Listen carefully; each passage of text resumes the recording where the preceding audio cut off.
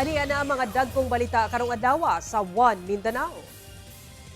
Vice President Sara Duterte gihinayan sa lihok ni Pangulong Bongbong Marcos labot sa gingong anomalya sa budget ug infrastructure projects.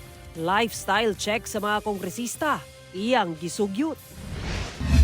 Pipila kadalan sa downtown Davao City, temporaryong isirado sugod Domingo hangtod Lunes alang sa usa ka panagtigom.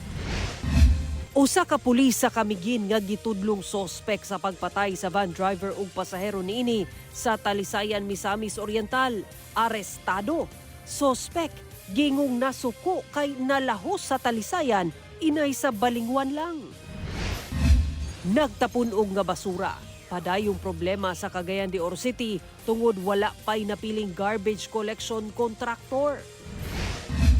Og 20 pesos per kilo nga bugas alang sa tricycle drivers gilusad na sa Tagum City ug Panabo City.